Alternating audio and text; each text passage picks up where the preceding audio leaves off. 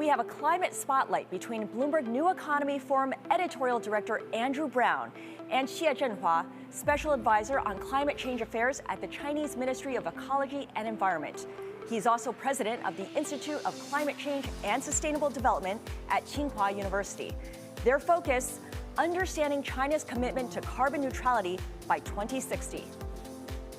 A few weeks ago at the United Nations General Assembly, Chinese President Xi Jinping pledged that China would become carbon neutral by 2060.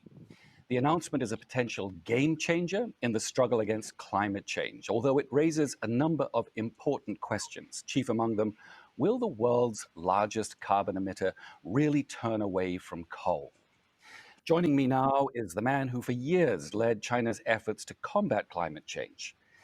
Zhenhua is the former vice chairman of China's top economic planning agency, the National Development and Reform Commission. He is now president of the Institute of Climate Change and Sustainable Development at Tsinghua University. Minister Xie, thank you for joining us. I'd like to start by asking you, how confident are you that the measures China is planning will help the world achieve the goals of the Paris Climate Accord to limit global warming to 1.5 degrees above pre-industrial levels? First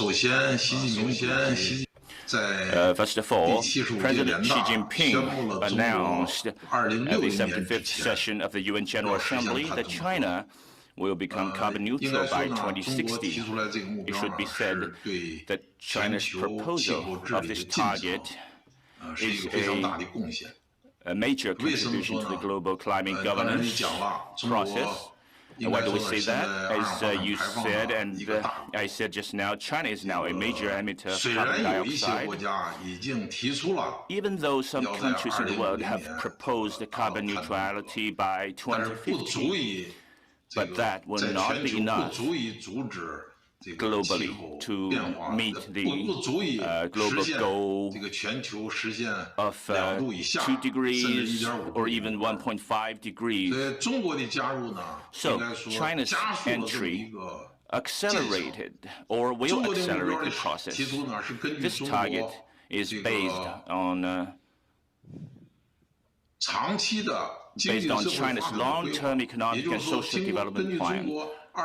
That is China's economic and social development plan and goals by 2020, 2035, and 2050, respectively. It also takes into consideration the long-term climate targets set out in the Paris Agreement of the United Nations, which is the target of 2 degrees or even 1.5 degrees, as you mentioned just now. I believe that the goals proposed by China will make a significant contribution to the realization of the global goals. There's no doubt about that. And following President Xi Jinping's announcement of the goal to become carbon neutral by 2060, the European Union has further raised its target of a voluntary contribution, which is the 2030 target, to be more specific from 55% to 60%. And also Japan, South Korea, some European countries, and the United Kingdom have also proposed their own targets of carbon neutral by 2050. Altogether, I should say that these targets already account for more than 50% of the global emissions. Now, this will contribute greatly to the achievement of the global goals. I believe that as long as all the countries in the world can work together, contribute proactively, the global goals will definitely be achieved. But to meet China's new carbon neutrality goal, China will have to actually decommission existing coal-fired power stations, yet more are being added all the time. In fact, the pace of approvals has accelerated this year. How are we to understand this apparent contradiction? President Xi's carbon neutral target of 2060 was actually followed by a specific target of peaking of carbon dioxide emission by 2030. So these two goals will serve as a check, in effect,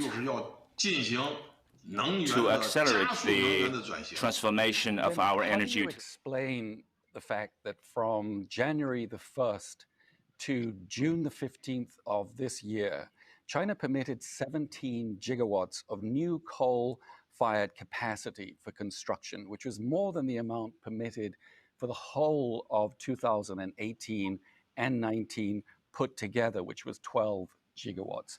A lot of people think that this is all about Chinese provincial governments trying to deliver short-term economic stimulus. Is that correct?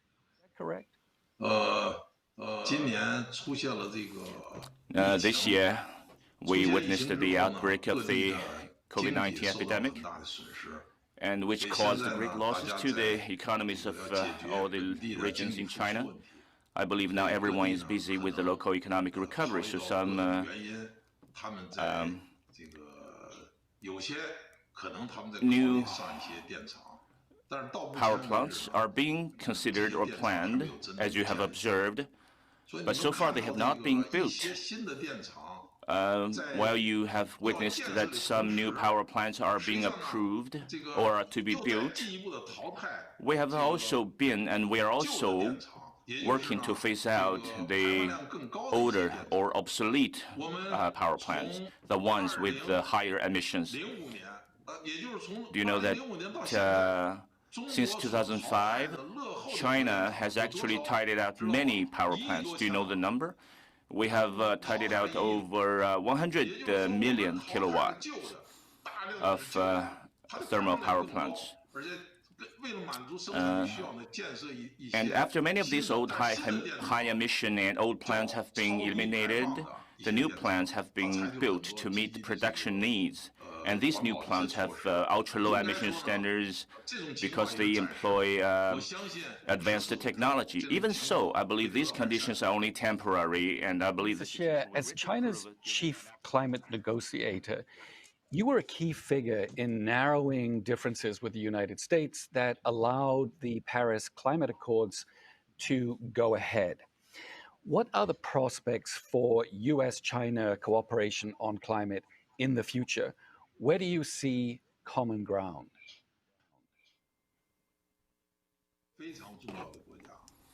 The United States is a very important country in the area of climate change. In the past, the cooperation between China and the United States has played a very important role and made important contribution to the multilateral climate process. In the past, the two heads of state issued 4 joint statements on climate change, making a fundamental, important, and outstanding contribution to the conclusion, signing, and entry into force of the Paris Agreement.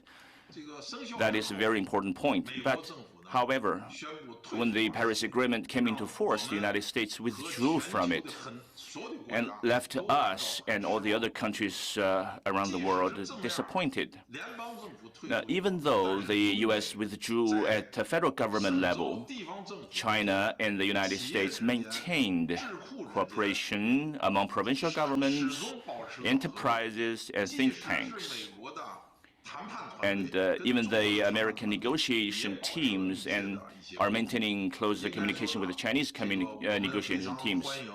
I should say that we welcome. Upbeat note. I'm afraid we've run out of time. Minister Xie, thank you for joining us today. We appreciate your candor and we appreciate your insights. Thank you.